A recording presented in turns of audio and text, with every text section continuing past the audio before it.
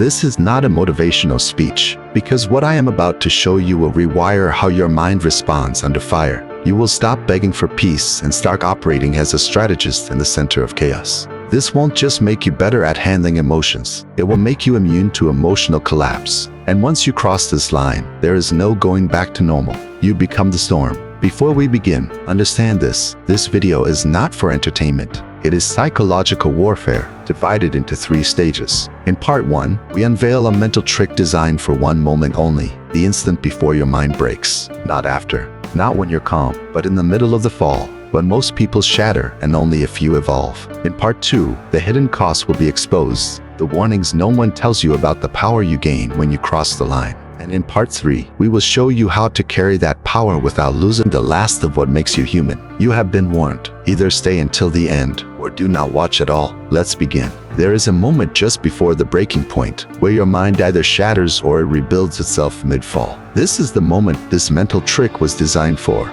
It's called Perceptual Reframing Under Fire, and it is one of the rarest and most dangerous mental tools a human can develop.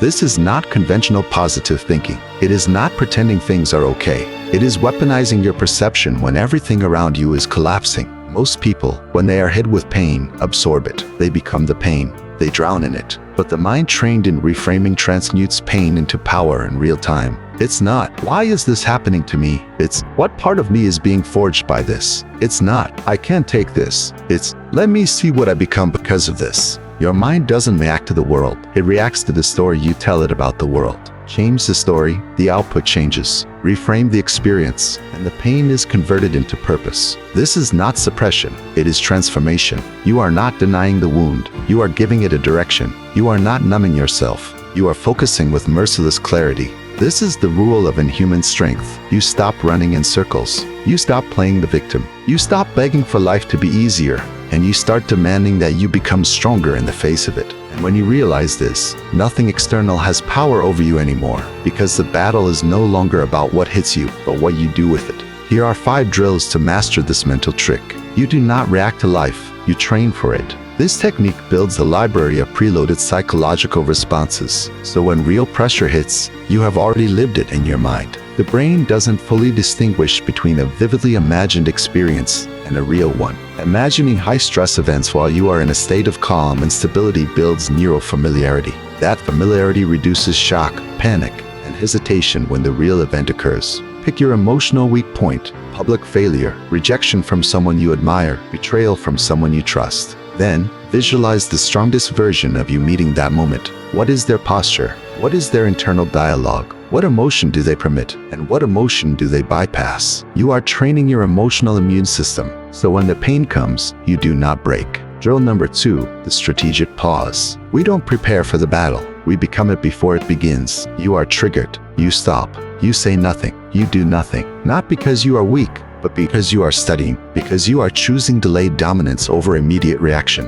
Emotional reaction hands your power over to the moment. This drill moves behavior from the limbic system, the emotional center, to the prefrontal cortex, the decision-making center. You are creating an internal gap between stimulus and response, a gap where control lives. Choose 3 small moments each day. Someone interrupts you, a colleague insults you, a loved one disappoints you. In those moments, do not react, do not justify, do not show anything, just silent awareness. You are taking mental, emotional, and strategic notes, and you will respond later with calm, precision, and surgical intent. What does this build? Emotional elusiveness and psychological deterrence. You become unpredictable, and unpredictability is dominance. Drill number 3, power mantras. These are not affirmations, they are commands. You do not say them to feel better. You say them to program your core operating system under duress. Repetition reshapes belief, especially when paired with adversity. When you repeat a phrase during stress, your brain links it to survival. Eventually, the phrase becomes a trigger for strength, not panic. Choose one phrase. Say it when you are exhausted, anxious, insulted, rejected. No emotion controls me. Pain refines me. I don't react. I rewrite the story. Over time, the phrase becomes an instinct. An instinct is faster than thought. Drill number 4, the 24-hour rule. Impulsivity is emotional self-sabotage in disguise. A tactical delay reshapes your decision-making system by forcing the mind to wait until the emotion has faded. Strong emotion blinds executive function. Waiting 24 hours gives the mind time to recalibrate. So you make your moves with strategy, not chemistry. Whenever you want to send that angry text, quit out of fear, make a dramatic decision, or give up, you don't. You just document. Let time clear the emotional fog. Then, strike or withdraw from a place of total clarity. What does this build? Control over time, mastery of impulse, and a psychological strength that others feel without understanding why. Drill number 5, the emotional fast. Choose one emotion, then cut it off. No expression, no indulgence, no justification. Just cold, clear denial. Emotions you overfeed become emotional parasites. You think you are feeling them while they are feeding on you. By fasting from an emotion, you expose the addiction and reclaim emotional sovereignty. Pick one that controls you: guilt, insecurity, anger, the need for validation. Fast from it for 7 days. When it shows up, observe it. Deny it. Do not act on it. Do not feed it. Do not justify it. Write down what it says and what it wants you to do. Then do the opposite. By day 7, you will realize it was never a part of your strength. It was feeding on it. Now you either own it or it dies. This is mental combat training. Each drill exists to sculpt a new identity under pressure, an identity that does not beg for emotional safety, but builds clarity inside the chaos. You are not training to survive storms. You are training to create them and walk through others like the wind. You are reclaiming the throne inside your own mind. You do not hand it over to past trauma. You do not give it to your habits. You do not rent it out to the approval of others. Because inhuman strength doesn't come from feeling less. It comes from owning your feelings and then turning them into a weapon. The first casualty of extreme resilience is not weakness, it is memory. The stronger you become, the easier it is to forget the pain of the past. You forget how much it hurt. You forget what it cost you to survive. You forget what it felt like to be soft and yet alive. And this forgetting creates blind spots in your empathy, in your leadership, and in your relationships. You stop relating, you start judging. You look at those who are breaking and you think, why can't they just get up? But you've forgotten what it was like to crawl. And if you forget for too long, you will become the very thing that once destroyed you, but this time wearing your own face. And when you never show weakness, people stop telling you the truth. They start obeying you, fearing you, projecting their own perceptions onto you. You become a screen for power, not a person. And this is a trap. In the beginning, it feels incredible. No resistance, no vulnerability, no mess. But over time, that control begins to insulate you from real feedback. No one challenges you. No one corrects you. No one tells you what you need to hear. Only what they think you want to hear. If left unchecked, you don't become wise. You become untouchable, then unbearable. The harder you become, the more you defend yourself not just from pain, but from connection. You stop letting people in. You stop letting them see you. You become the strong one, always. But strength without cracks becomes a wall. And a wall doesn't just keep out danger, it keeps out everything. You will start to notice something strange. Conversations become shallow. Intimacy feels inefficient. Vulnerability feels like a threat to your identity.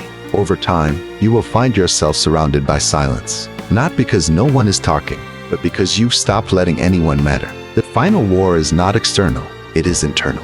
When you train your mind to be unbreakable, when you stop reacting, justifying, needing, you arrive at a terrifying place. Nothing breaks you, but nothing moves you either. You have built the walls so high, you can no longer hear the echo of your own soul inside them. And this is where this next stage begins. Because true mastery is not just about surviving the pressure. It's about surviving your own power without erasing what makes you human. Anyone can become hard when they hate being weak. But to remain human when you no longer have to be, that is something else entirely. This is where the great ones are separated from the ghosts. So let's redraw the map.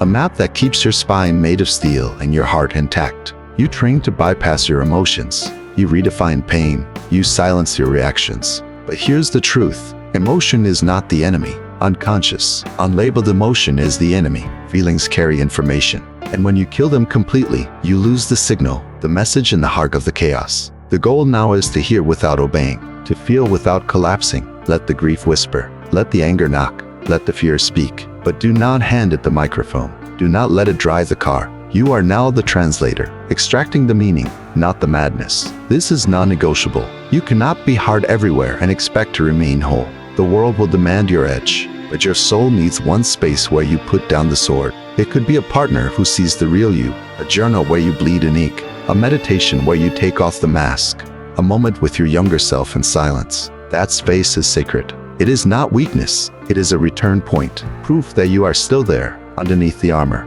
Because if you do not choose where to be soft, your mind will forget how to be. And when softness dies, everything that made the strength worth having dies with it. And here is the most dangerous trap. You become strong to survive manipulation, then you start to manipulate.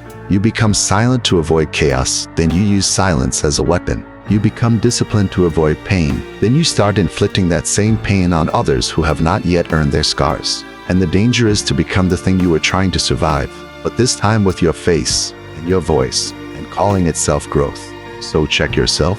Why am I saying this? Who am I trying to control right now? Am I creating clarity or am I creating obedience? Because you can win every argument and still lose your soul doing it. When no one can stop you, you must stop yourself. And when you can justify anything, you need something higher than your own ego to answer to. Enter your code. This is your unbreakable internal law, the rules you write when your mind is clear, so that you do not betray them when your ego is loud. They must be specific, ruthless, and personal. Examples: I do not punish others from my past. I do not speak to control, but to reveal. I do not fake emotion to create connection. If I lose empathy, I lose the game. This is your compass in the chaos, your leash on the beast, the tether that connects you to the part of you that still remembers the mission. Without that code, power becomes an addiction to control, and that addiction never ends well. And there is one final piece. You cannot grow alone forever, because no matter how strong you become, the human need to be seen never dies. It just gets quieter until it becomes a silent scream. This is why you must seek out the rare ones, people who are not afraid of your silence, who do not flinch when you don't react, who challenge your thinking without trying to fix you, who see your power and yet look you in the eye as an equal. These people don't need you to be soft, but they also won't let you disappear. And in them, you will find your center again. Not in the crowd, not in the applause, but in raw, real recognition. In a connection that doesn't need you to be weak, only to be honestly human. You can lead, you can dominate, you can walk into any room and control its energy. But if you lose presence, you will forget why you built it all in the first place. Presence is not an emotion, it is an awareness. The part of you that is still here, alive, awake, that remembers what it felt like before the numbness, who you were before the silence, why you started this journey at all. Presence is the pulse under the armor. Keep it alive, or you will become the armor. And so, you have built the strength. Now build the discipline to wield it as a weapon, not a mask. Stay sharp, stay precise, stay dangerous. But do not stop being human on purpose, because true power is not just in being cold under fire. It is in choosing warmth, and yet remaining untouchable. That is the real monster. That is the real master.